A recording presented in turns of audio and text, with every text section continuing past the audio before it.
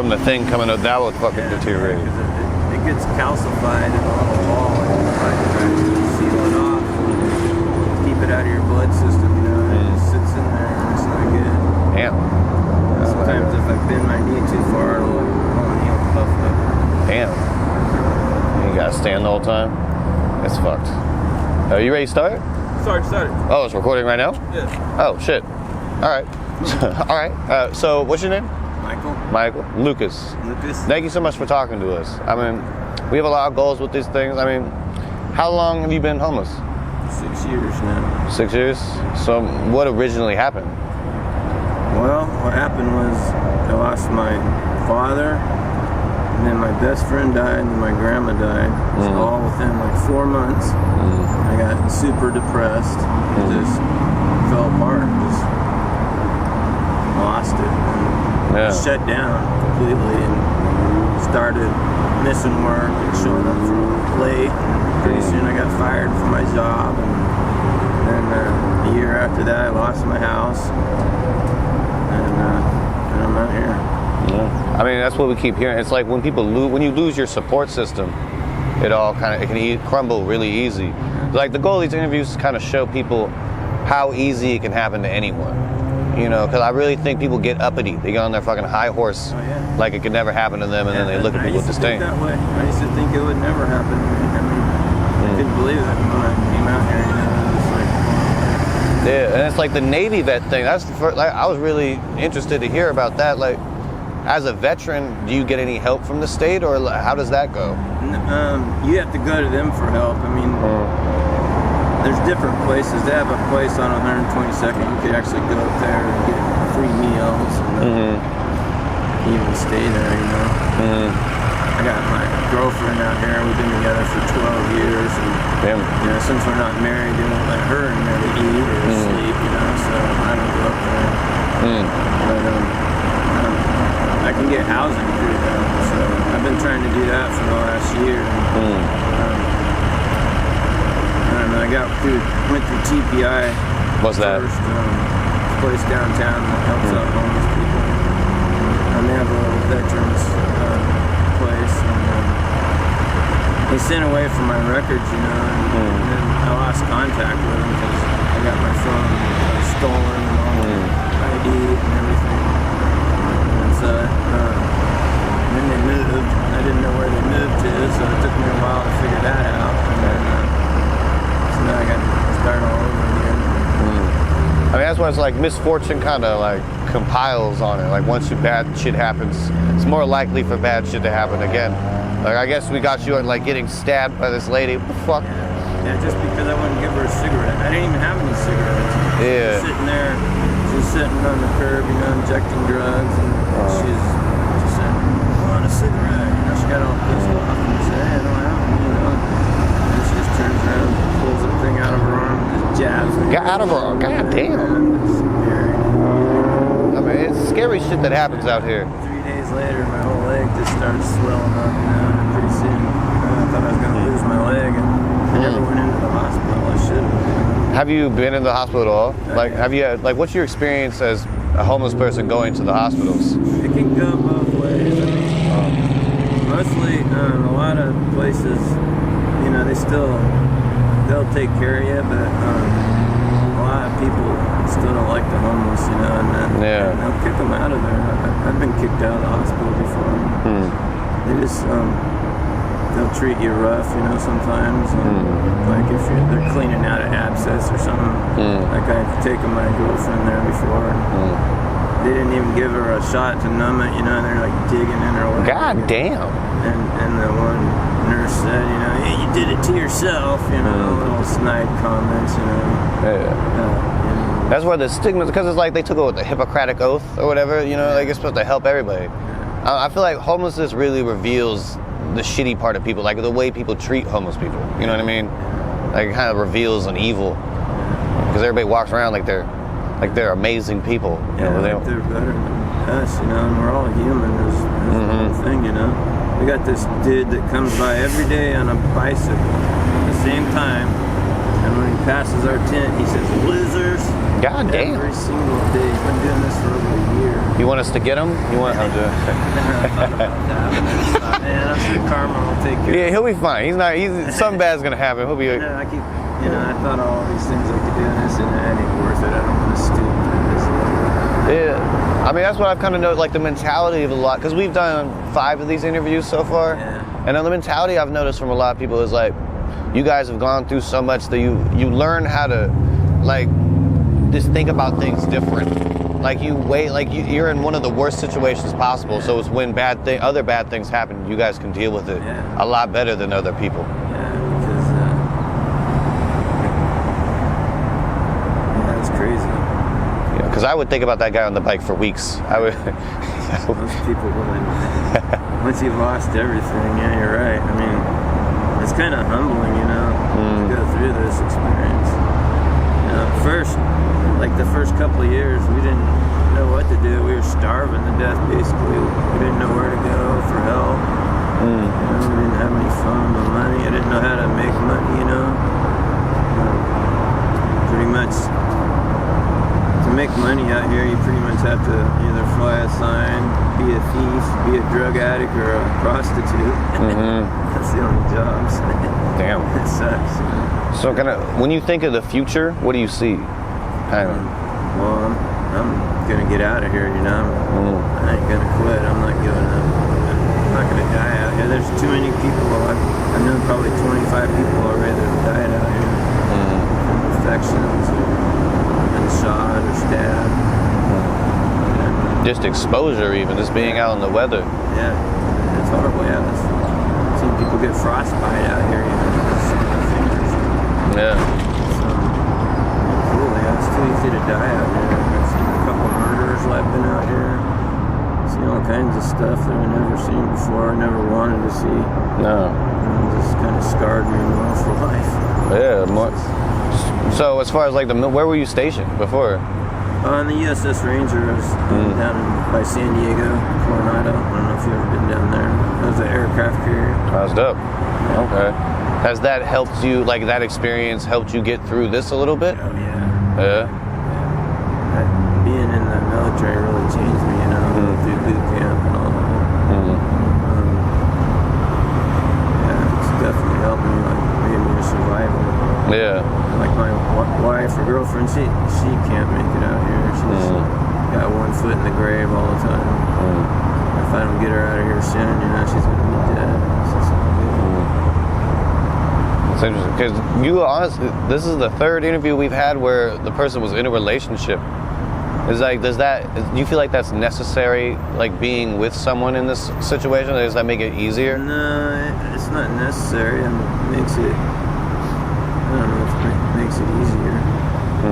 I like it better. I mean, it actually makes it harder on me because while we've been out here, she got an infection so bad, and she's really stubborn, wouldn't go to the hospital, I could beg her. I took her to the hospital like 8 times. She wouldn't go in the door. And finally, she was almost dead, just laying on the bottom of her van, just crying, couldn't bear it. Had her at the hospital already, and had to have people come and literally pick her up and take her in there, and they said she's gonna die, she got sepsis in her, and they put her on a ventilator and basically read her last rites, and somehow she lived. She went into a coma, and a few days later she just woke up, ripped the ventilator out, and started fighting the nurses and stuff, and freaking out. And she lived through it, but she got brain damage from it because it ruined 3 heart valves, and it made her lungs like Swiss cheese.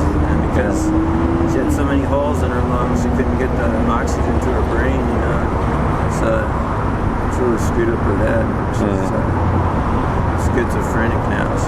She doesn't know who I am half the time. She doesn't know who she is.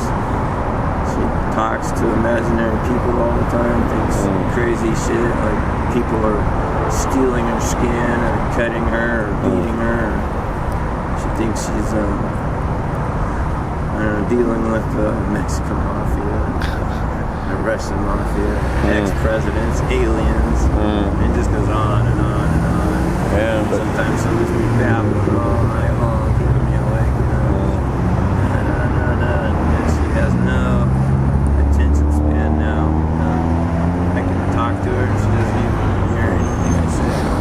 that's the most irritating thing about this whole situation is a lot of people out here, just people that need help, you know, and just aren't getting it from the city or from other people. Yeah. Like, it's just, it is. They expect you to go to them, and it's, I can't always do that, you know. I can't really leave her for more than 3 hours, 4 hours at a time. I'm afraid she's going to be raped or killed or, you know, burn the tent down or something bad happen, you know.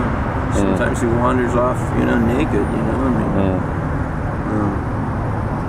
so, I don't know, I come out here and I try to make enough money so we can survive every day, you know. Get something to eat and get the supplies we need, you know, for the day or week or whatever. And just hold things together and, you know, feed us until we can get help. So it's just, can you walk us through like your average day? Like how does it start? And, I get up at like 6:30 or 7, and then I'll like go to McDonald's, get her something to eat. I don't get anything for me to eat because I don't have enough money for both of us to eat. And then I'll make sure she's all set and she usually goes back to sleep, and then I'll come out here and fly the sign for maybe like 4 hours, get some money, and then go back and try to feed her, make sure she's doing okay, and then sometimes I take a nap for an hour or two, and then come back out here, fly the sign again, sometimes till midnight. And then just off and on, I can check on her, go back to the tent every few hours, make sure she's doing okay, you know. I probably eat maybe once a day if I'm lucky, you know, and usually it's just snacks.